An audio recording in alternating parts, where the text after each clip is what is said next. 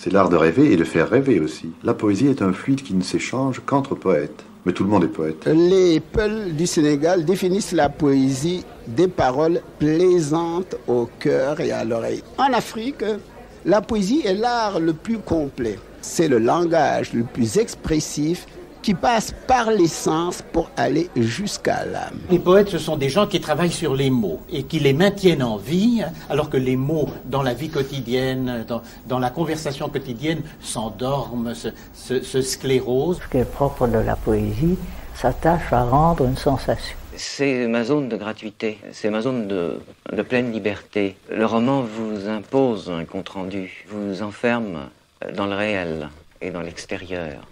Voilà, on a écouté dans l'ordre Charles Trenet, Léopold Sédar Senghor, Michel Butor, Nathalie Sarraute et Hervé Bazin qui donnaient leur définition de la poésie, car ce matin on parle de la revue littéraire Oyapok qui vient de publier aux éditions Atlantique Déchaîné son anthologie, un premier recueil de textes écrits par des auteurs liés d'une manière ou d'une autre aux espaces amazoniens et caribéens. 2 auteurs sont donc avec nous ce matin en studio. Bonjour Émile Boutelier.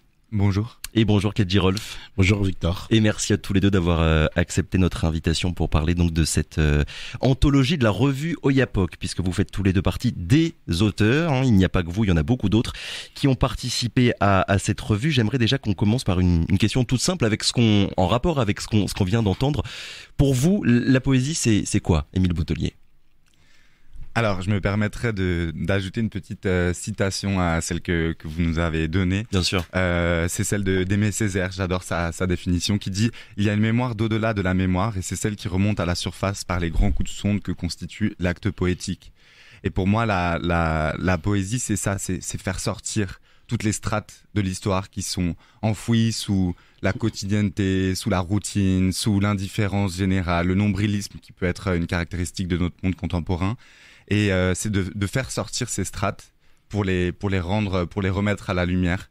Et je trouve qu'en Guyane, c'est important parce qu'il y a beaucoup de strates de souffrance, le génocide amérindien, la traite négrière, le bagne. Aujourd'hui, les chemins de croix que traversent toutes les personnes qui viennent s'échouer ici en Guyane. Et c'est important pour moi de faire ressortir toutes ces souffrances. Et je pense que c'est une des fonctions du poète. Toutes les strates, je vous recite toutes les strates de l'histoire, celle à la fois avec un grand H, mais aussi avec un petit, parce qu'on voit bien, et on en parlera évidemment dans cette revue, il y a un mélange à la fois de choses qui sont très intimes. Il y a parfois de l'érotisme, des souvenirs, des choses liées à la mémoire personnelle, et aussi des thématiques qui sont beaucoup plus politiques et sociales. Il y a vraiment ces deux aspects-là finalement qui jalonnent un petit peu tout ce qu'on peut lire dans la revue. Oui, tout à fait.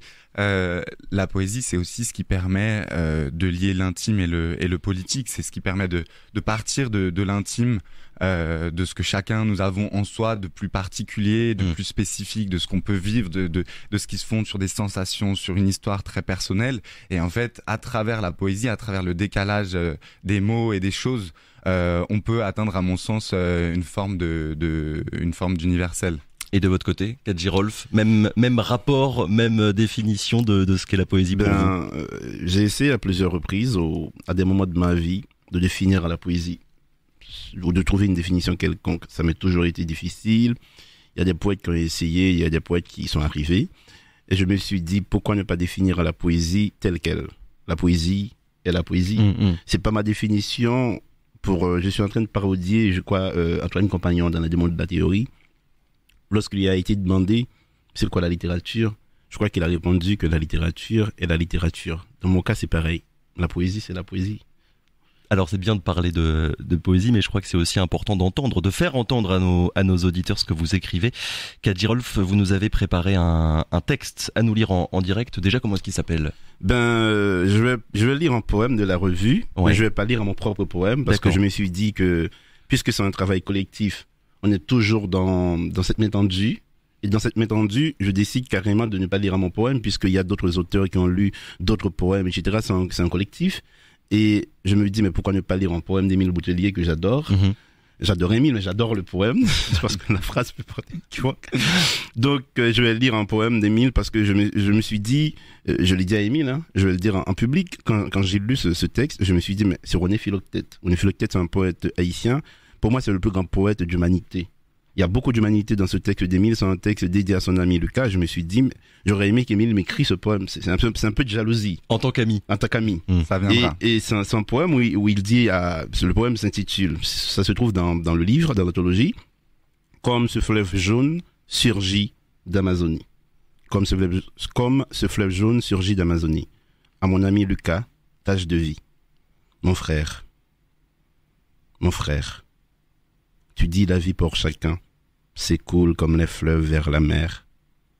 Et ton jeune cou déjà ploie sous le joug des tristesses de soleil qui s'achève. Et tes joues déjà pleurent, ce baiser qui ne reviendra pas. À quel âge sait-on son pouvoir de marcher en deux sens? Mon frère, tu dis, je pars sans retour vers la face grisée des questions, que la foudre égarée ne retrouve plus le ciel. Mon frère, et tes yeux, de gauche à droite encore, et de gauche à droite encore, posent déjà sur moi l'inéluctable dos des choses. J'entends les habillements pleurer des sortilèges et les oiseaux moquer, mais je ne crois pas trop, mon frère, qu'on puisse s'engager dans une ligne droite. Car un jour j'ai heurté une étrange rivière jaune surgie d'Amazonie. Elle m'a assise à ses cuisses, comme le font les dominicaines entre deux passes, caressant ma tête de ses éclats de verre, Martin pêcheur. Et j'ai vu mon frère, qu'elle coulait en deux sens, le matin vers l'abîme et le soir, elle remontait son cours, gratifiant son lit de lente fenaison, comme un amant caresse un souvenir. Mon frère, dans les gorges suaves des tourbières du ciel, dans le vol sourd des mangroves, la rivière me l'a dit. Le monde ne prendra jamais fin. Et ta vie fut une goutte de rose dans l'œil des certitudes, tantôt vers la mer, tantôt vers l'amour. Elle coule en deux sens comme ce fleuve jaune surgit d'Amazonie. Et si tu veux bien, mon frère, revenir t'y baigner avec moi, ne serait-ce qu'une fois, nous en sortirons, plus jeunes encore, qu'au seuil de ce poème. Émile Boutelier. Merci beaucoup pour cette lecture. Émile, ça vous fait quoi que ce soit un autre ami finalement que Lucas, si j'ai bien retenu son prénom, qui le lise ce matin? Eh ben franchement, ça fait vraiment très plaisir. C'était très bien lu et Rolf, je t'en écrirai, t'inquiète pas. Merci beaucoup pour ça. Merci. J'aimerais quand même qu'on s'arrête là-dessus parce que c'est ce que vous me disiez juste avant d'entrer en studio. Évidemment, il y a tout l'aspect, cette revue, c'est un projet littéraire, mais c'est aussi un projet entre amis. Au fur et à mesure, vous êtes parvenus à tous vous connaître les uns les autres, et aujourd'hui, plusieurs auteurs, mais aussi plusieurs amis. Qui veut répondre? Plusieurs auteurs, plusieurs amis. Je vais répondre à cette question pour dire tout simplement qu'on s'est rencontrés par le biais de la poésie. Mais la poésie est toujours capable de merveilles, tout comme la poésie est toujours capable d'amitié. Oui. D'ailleurs, on le sait bien, dans l'histoire de la littérature, il y a eu toujours de grandes histoires d'amour ou des grandes histoires d'amitié, comme Montaigne et la Boétie. Et d'autres grands amis qui ont écrit des choses ensemble, Senghor, Césaire et Damas, pour la négritude, des poètes haïtiens comme René Philoctète, Jean-Claude Fignolet et Franck Etienne qui ont fondé le spiralisme haïtien. Donc il y a eu toujours ça. Donc parce que c'était lui, parce que c'était moi. Parce que c'était lui, parce que c'était moi. Moi j'ai rencontré Alexandra Crété, donc une des autres autrices, je précise pour tout le monde, qui est publiée dans cette anthologie, qui a fondé la revue Oyapok et qui a décidé avec Samuel Tracol de fonder la revue Oyapok. Ils ont partagé l'idée de faire ça en Guyane. Oui. Et il y avait aussi un autre poète là-dedans, deux autres poètes. Et j'ai rencontré Alexandra qui m'a parlé de cette revue. C'est Samuel Tracol qui m'a demandé de rencontrer Alexandra. Samuel était déjà mon ami, donc c'est un truc d'amitié. J'ai rencontré Samuel, j'ai rencontré Alexandra. On s'est dit, on va faire quelque chose. J'ai épousé rapidement la cause. Et après, il y a eu des amis qui arrivent. Oui. Il y a eu Émile, il y a eu Widjmi, il y a eu Rossini. Rossini, j'ai rencontré à l'université. Il m'a parlé de poésie. Je savais même pas que Rossini faisait de la poésie. En parlant de poésie, j'ai dit, mais tu écris très bien. Et j'invite Rossini dans la revue. Nizza, c'est pareil. C'est comme ça on a formé ce collectif de poètes qui est devenu un collectif d'amis. Aujourd'hui, pratiquement inséparable. On est toujours ensemble. On traîne toujours ensemble. On fait de la poésie, on fait des blagues, on fait tout. On partage ce brin d'humanité, Émile. Exactement. Émile, de votre côté, quand est-ce que vous avez rejoint finalement ce collectif? Ça s'est passé comment? J'ai rencontré Rolf pour écrire un article, parce que je suis journaliste par ailleurs. Et j'ai rencontré Rolf, dont j'ai compris très rapidement que c'était un personnage assez épique. Ouais. Et donc on a gardé contact après la petite interview que j'ai réalisée auprès de lui. Et il m'a dit qu'il écrivait. Et donc on a commencé par s'échanger des textes.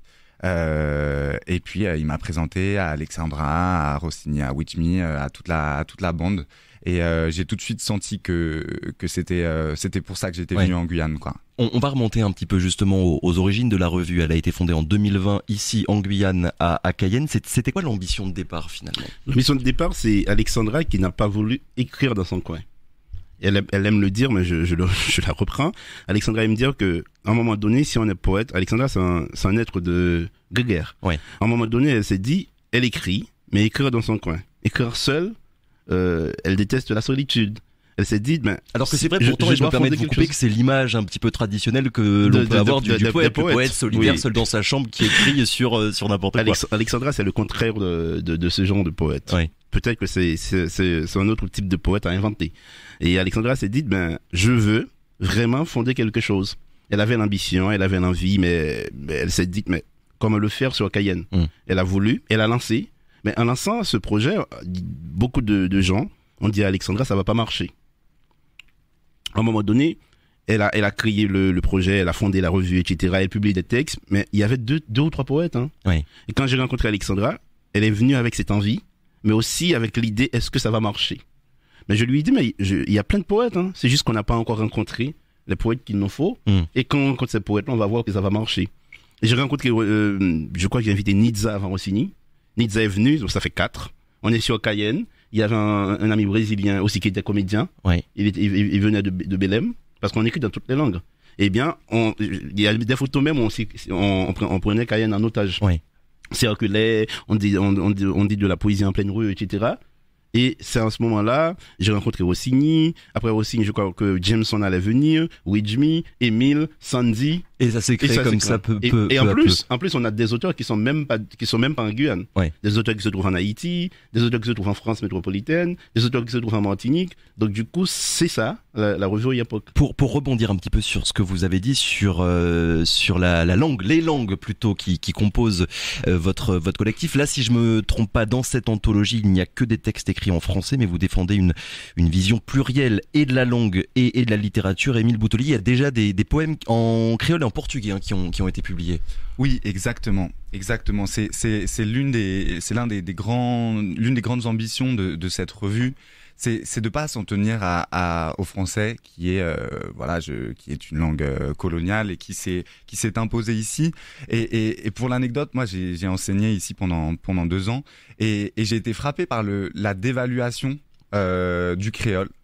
Mais aussi des langues maternelles, que ce soit le brésilien, de toutes les langues maternelles de mes élèves, alors même qu'ils ont une richesse incroyable. Et donc on se permet, lorsqu'on parle du niveau de langue des élèves, en fait on se permet de les juger, alors même que on les juge sur une langue, et les mêmes qui les jugent en fait maîtrisent parfois 3 fois moins de langues, 5 fois moins de langues que leurs élèves. Et je trouve que c'est hyper important, et notamment en Guyane où il y a tant de richesses culturelles, de remettre en avant cette diversité. Justement, sur la richesse culturelle, on parle souvent et de plus en plus de coopération, de liens, d'échanges entre la Guyane et ses voisins, le plateau des Guyanes, toute l'Amérique du Sud, la zone Amérique du Sud, pardon, et la zone caribéenne. Cet aspect-là, de pas forcément dépasser les frontières, mais en tout cas de créer des ponts entre les différentes cultures, les différents territoires. Vous parlez, je crois, d'un réseau de discussions et d'échanges entre auteurs, Kedji Rolf. Oui, c'est un réseau de discussions et d'échanges entre auteurs. Je me suis dit à un moment donné, est-ce qu'on n'a pas voulu fonder le bateau Lavoir, si on parle de surréalisme, où les poètes se rencontrent. D'ailleurs, notre point de rencontre, on appelle ça la maison. On n'appelle pas ça le bateau Lavoir. Et la maison, c'est chez Alexandra. D'accord. Souvent, j'ai dit à Émile, je suis dans la maison. Dans la maison, il sait carrément que je suis chez Alexandra. Ou Jameson me dit, tu peux me trouver à la maison? À la maison, chez Alexandra. C'est là où on se rencontre fort souvent. Après aussi, on peut avoir d'autres lieux de rencontre. Par exemple, hier soir, on a été chez With Me. On passe beaucoup de temps ensemble. C'est peut-être pourquoi on a fait ce genre de poème, ce poème collectif, ce poème d'ensemble, parce qu'on passe beaucoup de temps ensemble, on partage on a connu des moments ensemble, et c'est ça. Mais après, les poètes quand on se rencontre, on fait des discussions autour de la poésie, des discussions autour de la lecture. Dernièrement, je crois que c'est Alexandra qui a offert à Émile un livre de Lionel Trouillot. J'avais déjà lu le livre de Lionel. J'attends la lecture d'Émile pour en discuter. Après, on discute aussi d'autres choses. Hein. On est des personnes ordinaires. On discute vraiment de tout et de rien, de la politique, etc. On a une position politique presque commune. Mais parfois, comment dirais-je, pour provoquer l'autre, on fait semblant de ne pas adhérer à la cause. Juste pour discuter. Pour créer le débat. Juste pour la discussion. Je sais dans ma tête que je suis pour ça. Mais je fais exprès de dire, mais vous racontez n'importe quoi. Donc, pour dire que, à un moment donné, on a besoin de cet échange, on a besoin de cette prise de parole, etc. Et puis, ce qu'on a dans la revue qui est extraordinaire et qu'on va pas changer, hein, c'est le fait de pouvoir se critiquer. C'est-à-dire, quand Émile a écrit un très beau poème, on peut dire à l'autre, il y a toute une panoplie de poètes qui ont écrit de très beaux textes, hein, mais tu choisis, tu aimes bien ce poème. Moi, j'ai écrit 4 ou 5 poèmes dans l'anthologie. Émile m'a toujours dit que le poème qu'il préfère, c'est Pourvu que tu partes, un poème que j'ai écrit à ma sœur. Et Émile a écrit de très beaux poèmes, mais mon poème préféré d'Émile, c'est le poème qu'il a dédié à Lucas. Celui que vous avez lu tout à l'heure. Oui, c'est-à-dire lui, il n'a aucun problème avec ça. Après, on écrit des lettres, on s'écrit des lettres dans la revue à l'époque. J'ai été à Paris. À un moment donné, j'ai dit à Alex, c'était ma première fois, et j'ai toujours aimé Paris dans ma tête. Je me suis dit, est-ce que je vais aimer Paris? J'ai écrit des textes parce que j'étais à Paris. Alexandra, qui était en Colombie, elle m'envoie des lettres. J'ai envoyé des lettres à Alexandra pour dire à Alexandra que j'étais chez Émile à Paris. Donc du coup, c'est des choses comme ça. Et Sandy, elle aussi écrit des lettres fictives à des amis en Haïti. Et comment dire, cet aspect-là collectif et pluriel, il est omniprésent et un petit peu à la base de cette publication, parce que vous me disiez également juste avant d'entrer en studio qu'il y avait une résidence d'écriture en fait il y a un an, une résidence d'écriture. Racontez-nous un petit peu, Émile Boutelier, ce que vous avez fait finalement et comment ce travail-là, ce travail collectif, il s'est retrouvé et il se retrouve aujourd'hui dans ce qu'on peut lire et dans ce qui a été publié. Alors, on avait depuis longtemps prévu d'écrire un ouvrage collectif parce que, comme on l'a dit, notre trajectoire d'écriture, même si elle a pu se nourrir par des trajectoires individuelles, se fait dans le collectif, se fait dans l'échange. Et en fait, évidemment, la poésie se fait souvent manger par le quotidien, par le temps qui passe. Et donc, on s'est dit qu'il fallait marquer le coup pour lancer l'écriture à proprement parler de cet ouvrage. Et donc on a fait une semaine d'écriture, un peu moins d'une semaine d'écriture, dans un petit carbet dans lequel on n'avait pas internet, on n'avait rien. Et là on a ri, on a bu, on a écouté de la musique et on a beaucoup écrit. Et surtout on s'est relu. Et c'est surtout ça qui était important, c'est que personne n'a été laissé seul face à ses propres mots. Tout le monde a fait l'effort de relire tout le monde. Tout le monde on a débattu parfois des heures sur un mot parce que tel poète voulait insister sur son mot et tout le monde lui disait mais non, tu peux pas dire ça parce que là ça y a un contresens, etc. Et donc c'est à l'issue de cette résidence que la plupart de nos textes ont été pas forcément totalement écrit, mais en tout cas initié. Et à la suite de ça, voilà, on a pris cette habitude-là de se relire, de s'écrire, de se dire ce qu'on pensait les uns des autres, de la poésie des uns des autres. Et donc cette résidence a été vraiment fondatrice. Et vous avez, je crois, travaillé autour de plusieurs thèmes, et ce sont des thèmes qu'on retrouve dans cette anthologie-là. Exactement. À cette occasion-là, on s'est dit que si on voulait écrire quelque chose de collectif, alors il fallait se donner des thèmes, des lignes, des grandes lignes. Donc on les avait avant cette résidence définis, ces thèmes. Il y a l'exil, la danse, la forêt, la rage aussi. Oui, ce sont je me permets de vous couper, ce sont des titres qu'on retrouve et qui forment les chapitres en fait de cette anthologie: Odyssée, Traversée, Rage, Corps, Forêt, Exil, etc. Je vais pas tout citer parce qu'il y en a beaucoup. Exactement. Et une fois qu'on s'est donné ces textes-là, eh bien, on a élaboré chacun de notre côté, et puis il y a eu un jeu d'aller-retour entre le collectif et le groupe, et c'est ça qui nous a permis d'en arriver à ce bel ouvrage de poésie, je trouve.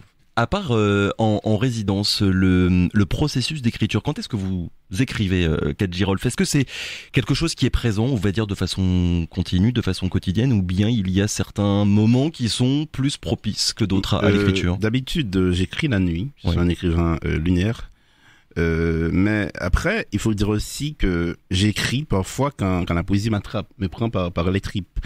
Il m'arrive d'écrire en voiture. Il m'arrive d'écrire en pleine mer, il m'arrive d'écrire aussi pendant que je suis avec des amis. Je suis en train de faire des vannes, etc. À un moment donné, j'ai envie d'écrire. Je me souviens que je sortais de Saint-Laurent avec Alexandra. À un moment donné, je lui ai dit d'arrêter la voiture.